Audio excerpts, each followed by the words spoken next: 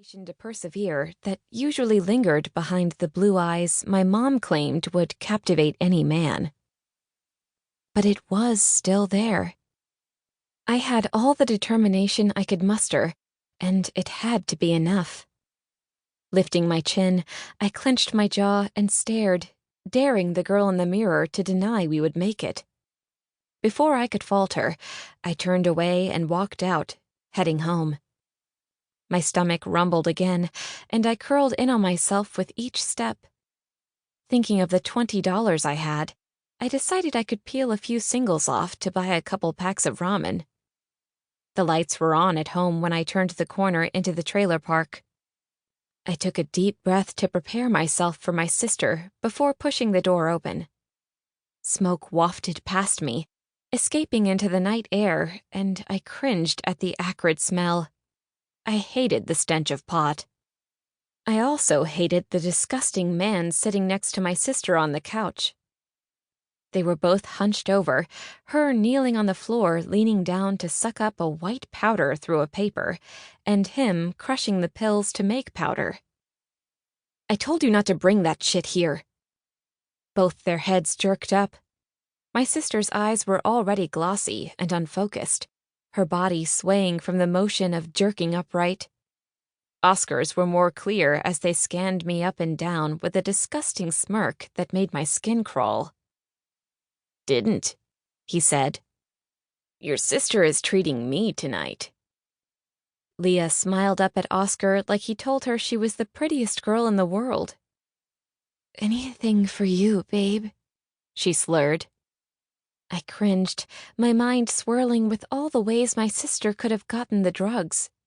She used to work, but now she couldn't keep a job.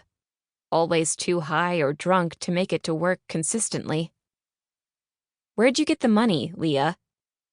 She looked down at the table and began making more lines, shrugging as she flippantly replied, "Found it lying around." Bullshit. There was never any money just lying around. My heart stuttered, and all the air left my lungs. She wouldn't have. I tried to reason with myself as I ran down the hall, fire burning behind my eyes. My door hammered against the wall, and I rushed to my dresser, falling to my knees. I ripped the drawer open, almost pulling it from its tracks, and searched through the pants folded inside. Nothing. There was nothing in there. Not a bill to peel off for ramen. No money to get me to and from work. Nothing to ease the knives cutting away at my stomach.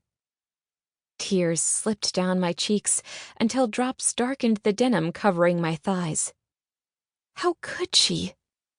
It was all I could think until the pain shifted, morphed into a fiery rage threatening to burn the cheap trailer down. I clenched my jaw and roughly wiped the tears from my cheeks and stood. I tried to take a deep breath to calm myself and find a way to stay in my room, but the flames grew until they burned my throat, and I was going to explode. Clenching my fists, I stomped down the hall. Leah and Oscar were too lost in their haze, their bodies swaying to the music coming from Oscar's phone, to pay attention to me. I rounded the table until I stood in front of Leah, and she still didn't look up at me. My anger grew until it had a life of its own, until it controlled my muscles and vocal cords. I shoved her shoulder hard, slamming her against the couch, but she bounced back and even giggled. The lack of satisfaction roared through me. "How could you?" I screamed. "How fucking could you? That was my money.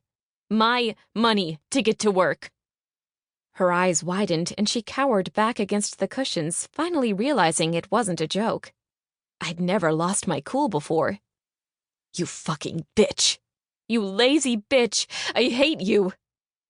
I saw Oscar moving out of the corner of my eye, but I was too consumed by my anger to pay attention. At least, until he shoved me back. I stumbled, but managed to stop my fall with my hand on the wall.